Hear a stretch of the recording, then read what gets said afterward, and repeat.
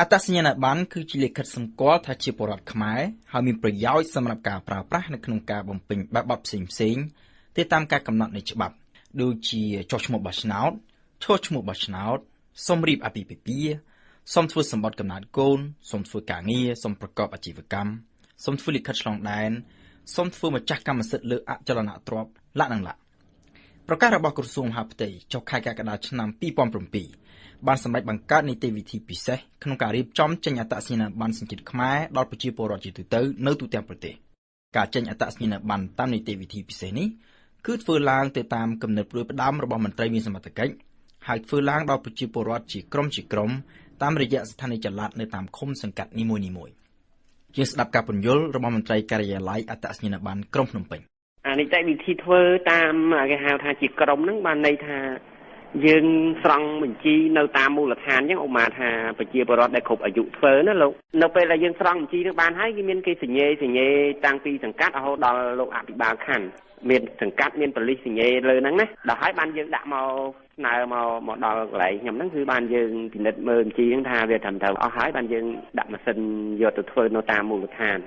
នៅក្នុងនីតិវិធីបែបនេះប្រជាពលរដ្ឋមិនចាំបាច់ដាក់ពាក្យសុំទៅអាជ្ញាធរនោះទេគឺខាងអាជ្ញាធរទៅវិញទេដែលជាអ្នកចេញលិខិតអញ្ជើញឲ្យប្រជាពលរដ្ឋទៅកាន់ស្ថានីយ៍ចល័តដើម្បីរៀបចំសំណុំបែបបទធ្វើអត្តសញ្ញាណប័ណ្ណនៅពេលដែលពិនិត្យថាអ្នកនឹងបាននៅត្រឹមត្រូវយ៉ាងហើយបានគេធ្វើលិខិតអញ្ជើញមួយនៅពេលដែលយើងដាក់កម្មវិធីឲ្យហើយគេដាក់កម្មវិធីធ្វើថ្ងៃណាអញ្ចឹងបានគេហៅមកជាក្រុមអញ្ចឹងណាប្រជាពលរដ្ឋដែលមានឈ្មោះត្រូវទៅធ្វើអត្តសញ្ញាណប័ណ្ណត្រូវទៅកាន់កន្លែងធ្វើដោយផ្ទាល់ខ្លួនដើម្បីបំពេញសំណុំបែបបទថតរូបនិងផ្តិតស្នាមក្រយៅដៃហើយត្រូវនាំទៅជាមួយនៅឯកសារសំខាន់មួយចំនួនដែលបញ្ជាក់អំពីសញ្ជាតិខ្មែរឯកសារទាំងនោះរួមមានគាត់អាចកាន់មកឧបមាថាគាត់មានសភៅគ្រួសារមានសភៅស្នាក់នៅមានសម្បត្តិបញ្ជាក់កំណើតហ្នឹងបានន័យថាប៉ុណ្ណឹងគ្រប់គ្រាន់ណា3ហ្នឹងប្រកាសរបស់ក្រសួងមហាផ្ទៃបានចែងបញ្ជាក់អំពីករណីពិសេសខ្លះដែលសម័យជនអាចផ្ដល់នូវឯកសារផ្សេងដើម្បីបញ្ជាក់អំពីសញ្ជាតិខ្មែរទី1សេចក្តីសម្រេចទទួលស្គាល់តាមផ្លូវច្បាប់នៃការធ្វើសញ្ជាតិតូបនីយកម្មឬការទាមទារសញ្ជាតិសម្រាប់ជនបរទេសដែលបានចូលសញ្ជាតិខ្មែរទី2សារក្រមតុលាការឬឯកសារផ្លូវការផ្សេងទៀតដែលអាចបញ្ជាក់ថាសម័យជនពិតជាកើតពីឪពុកឬម្ដាយដែលមានសញ្ជាតិខ្មែរមែនជាពិសេសសម្រាប់អ្នកដែលកើតនៅបរទេសប៉ុន្តែមានឪពុកឬម្ដាយជាសញ្ជាតិខ្មែរប្រកាសរបស់ក្រសួងមហាផ្ទៃបានកំណត់រយៈពេល30ថ្ងៃឲ្យអាជ្ញាធរចេញអត្តសញ្ញាណប័ណ្ណដោយរាប់ចាប់តាំងពីថ្ងៃបំពេញបែបបទទៅរហូតមកទល់ពេលនេះការធ្វើអត្តសញ្ញាណប័ណ្ណជាក្រុមនៅតែបន្តធ្វើវិលជុំពីឃុំសង្កាត់មួយទៅឃុំសង្កាត់មួយពីស្រុកខណ្ឌមួយទៅស្រុកខណ្ឌមួយហើយធ្វើឡើងដោយឥតគិតថ្លៃទីយើងនៅតែធ្វើបន្តអញ្ចឹងព្រោះក្រសួងមានផែនការជំរុញបន្តវិលជុំបានដូចបានថាឥឡូវក្នុងខណ្ឌមួយចប់អញ្ចឹងទៅយើងដាក់ទៅខណ្ឌមួយទៀតទៅចេះតែធ្វើបន្តអញ្ចឹងណាបើធ្វើជាក្រុមរដ្ឋាភិបាលមិនដែលឲ្យប្រជាពលរដ្ឋចេញទេបើសិនជាការធ្វើអត្តសញ្ញាណប័ណ្ណជាក្រុមហ្នឹងគេធ្វើទៅហួសទៅដល់សង្កាត់ផ្សេងបាត់ទៅហើយប្រជាពលរដ្ឋលោកត្រូវការអត្តសញ្ញាណប័ណ្ណតើគាត់ត្រូវតែចាំគេធ្វើវិលជុំមកដល់វិញឬក៏គាត់អាចទៅសុំធ្វើដាច់ដោយឡែកតែឯងបានទៅលោកបានព្រោះជាគោលការណ៍ក្រសួងក៏ដូចជា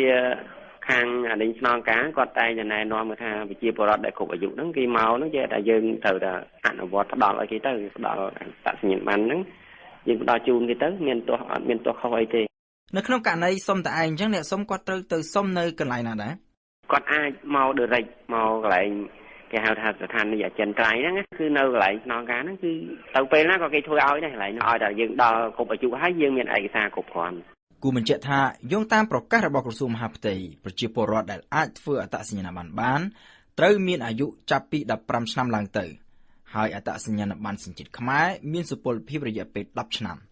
នៅពេលផុតសុពលភាពសម័យខ្លួនត្រូវស្នើសុំធ្វើសារជាថ្មីឡើងវិញគូបញ្ជាក់បន្ថែមទៀតថាដើម្បីសុំអត្តសញ្ញាណប័ណ្ណបានគេចាំបាច់ត្រូវតែមានសម្បត្តិកំណើតជាមុនដូច្នេះសម្រាប់អ្នកដែលកើតនៅមុនពេលឬក៏នៅក្នុងពេលស្រុកមានសង្គ្រាមហើយមិនបានចុះសម្បត្តិកំណើតឬក៏បានចុះដែរក៏ប៉ុន្តែសម្បត្តិកំណើតត្រូវបាត់បង់អស់អ្នកទាំងនោះត្រូវទៅសុំសម្បត្តិបញ្ជាក់កំណើតជាមុននឹងទៅសុំធ្វើអត្តសញ្ញាណប័ណ្ណការសុំសម្បត្តិបញ្ជាក់កំណើតត្រូវធ្វើនៅសាលាឃុំឬសង្កាត់ដែលសម័យអ្នកសុំមានទីលំនៅជាប់លាប់នាពេលបច្ចុប្បន្នសូមស្ដាប់ការពន្យល់របស់លោកខណ្ឌនរិទ្ធចៅសង្កាត់ទន្លេបាសាក់អ្នកដែលកើតពីមុនមកអាយុ30 40ឆ្នាំ ឲ្យតែអត់ទាន់មានសម្បត្តិកំណើតហ្នឹងណាបាទសម័យខ្លួនគឺទៅដាក់ពាក្យស្នើសុំសម្បត្តិបញ្ជាក់កំណើតនៅប្រកាសហ្នឹងនៅមន្ត្រីអត្រាអង្គរឋានខ្ញុំហ្នឹងទៅគេបំពេញបែបបត់ឲ្យសម័យខ្លួនទៅខ្លួនឯងផ្ទាល់ដោយភ្ជាប់ជាមួយនៅភៅស្នាក់នៅឬក៏សភៅគ្រួសារប៉ុណ្ណឹងទៅបានណាក្រៅពីឯកសារទាំងនេះអ្នកសុំត្រូវមានសាក្សីចំនួន2នាក់ដែលជានីតិជនហើយដែលបានស្គាល់ច្បាស់ពីប្រវត្តិរបស់អ្នកសុំនិងធ្លាប់រស់នៅក្នុងភូមិឃុំឬសង្កាត់ជាមួយពីពេលដែលសម័យខ្លួនកើត